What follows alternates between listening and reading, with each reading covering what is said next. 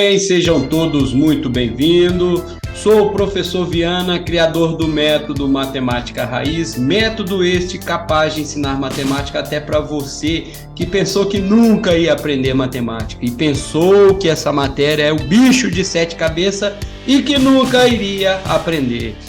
Sejam bem-vindos mais uma vez. E para se ter um bom conhecimento em matemática, precisa-se de uma base. E essa base tem que ser construída do zero, lá da fundação, lá do meu alicerce. E aonde está esse alicerce? Aonde está essa base? Realmente na matemática básica. Mas você está no lugar certo, não se preocupe. E aqui você vai aprender a matemática básica como de fato ela é e tem que ser aprendida. E isso sim vai gerar essa base em você e vai gerar esse conhecimento. Então, sem mais delongas, vamos dar início ao nosso curso de matemática básica.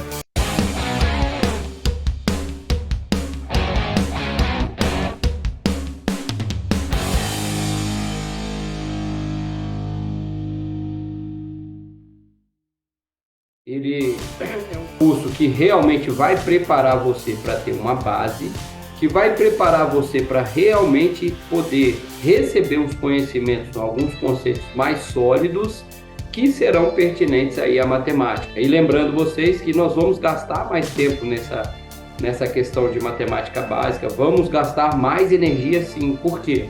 Como eu falei com você, o nosso investimento maior vai ser na base. Para quê? Para quando chegarmos aí aos conhecimentos mais profundos, mais aprofundados, a gente está com a base boa, está com o alicerce bem formado, e aí quando vai vir aquela carga de conhecimento da matemática, tenho certeza que você vai poder desempenhar. Então hoje, para nosso assunto de hoje aí, é bem tranquilo, nosso assunto de hoje, começarmos falando da matemática, falamos aí da matemática básica, nada melhor do que tratarmos dos conjuntos numéricos. E se estamos falando de matemática, temos que tratar de números, né? Então, vamos falar de qual a origem desses números, como eles se organizam, esses conjuntos, como se organizam, para que você possa entender melhor toda essa parte da base da matemática, para que você possa compreender melhor uma operação, olhando para os números e depois para a operação. Então, vamos lá, conjuntos numéricos. Primeiro a gente tem que estudar essa parte para depois introduzirmos aí conceitos mais avançados. Então, primeira coisa que a gente entende aí sobre conjuntos numéricos, a gente tem que compreender o que são conjuntos e subconjuntos. Qual a teoria que está por trás disso? Eu tenho que saber o que é um conjunto e o que é um subconjunto. E isso não me é difícil saber.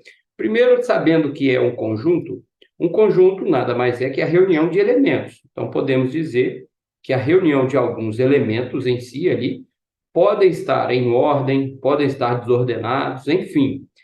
A união ali de vários elementos é chamado de conjunto. Um exemplo aqui que eu gosto de dar para os senhores é essa quantidade de elementos aqui, ó. 1, 2, 3, 4. Eu posso chamar essa reunião de elementos de conjunto e posso colocar, inclusive, nome nele, ó. Conjunto alfa. Então, eu posso dizer que essa quantidade de números aqui é o conjunto alfa. Se ele é o meu conjunto alfa, logo isso é considerado um conjunto.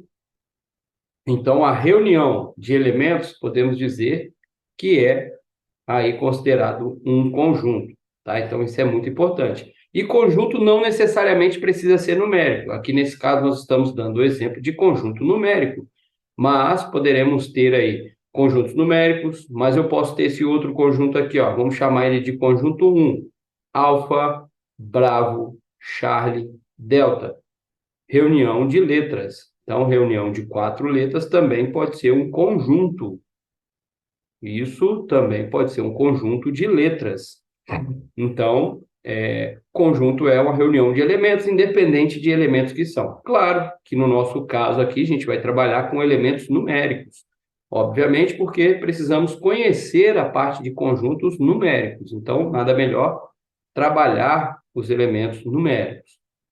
E aí, sabendo o que é conjunto, a nossa definição de subconjunto também, ela fica bem tranquila. O que é o subconjunto? Subconjunto é aquilo que eu extraio, é aquilo que eu retiro de um conjunto.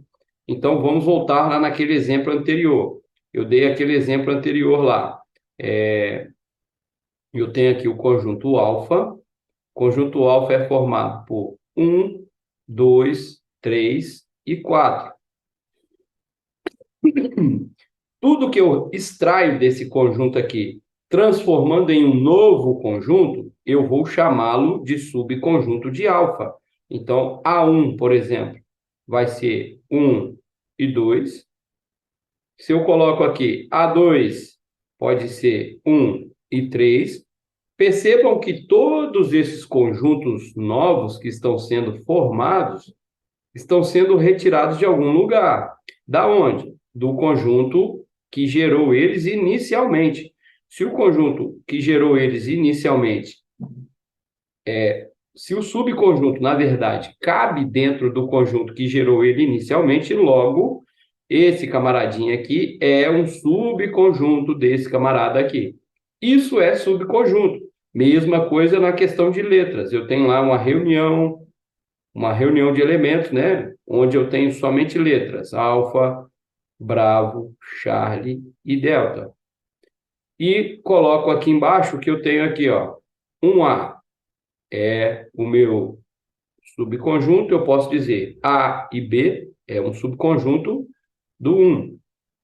Eu posso falar aqui também 2B, C e D é um subconjunto também desse camarada aqui. Lembrando que, para ser subconjunto do conjunto original, ele tem que caber dentro do conjunto, ou seja, ter sido extraído lá de dentro do nosso conjunto, ok? Então, isso é muito importante que a gente entenda. Vamos continuar aí, para que os senhores possam entender essa parte. E é muito importante também, eu estou dando exemplo aqui de números assim, mas eu posso vir no diagrama também de bola, aqui também, né? Então, eu posso colocar aqui 1, 2, 3, posso colocar vários pontos aqui. Dizer que esse conjunto aqui é o A, dizer que esse conjunto aqui é o B, falar 1 e 2, você tem aqui o 1 e o 2. E falar, logo, eu sei que se o B cabe dentro do A, logo, B é um subconjunto de A. Então, ele, automaticamente, eu já sei que um subconjunto é aquilo que eu retiro dentro do conjunto ali original. Isso é importante que você compreenda agora, porque depois, quando passarmos aí para o conteúdo mais denso de conjuntos numéricos, quando começarmos a falar da divisão que existe entre os números, os 5 maiores conjuntos, vocês têm que compreender que conjunto é uma coisa, subconjunto é outra. Tá? Então, isso é importante que vocês compreendam aí nessa teoria. E aí, já falando disso, nós temos aí um exemplo bem clássico, né, que eu sempre costumo colocar aqui para o pessoal. Aqui embaixo, como eu vou saber quem é conjunto, quem é subconjunto? Lembra que um tem que caber no outro? Como assim caber, professor? Então, logo, esse camarada aqui é menorzinho, é pequeno. Eu olho para ele. Ele cabe dentro do Charlie? Ele cabe dentro desse outro conjunto? Cabe. Está até mostrando com a seta aqui. Está vendo que ele está aqui dentro? Logo, o conjunto é o maior. Aqui é o conjunto. E aqui em cima é o subconjunto. Ou seja, foi extraído, o delta foi extraído de dentro do Charlie. Então, por isso é que é importante que vocês compreendam que o subconjunto ele tem que caber dentro do conjunto, ou ele tem que ser extraído ali de dentro do conjunto em que o gerou, para que possa ser o subconjunto.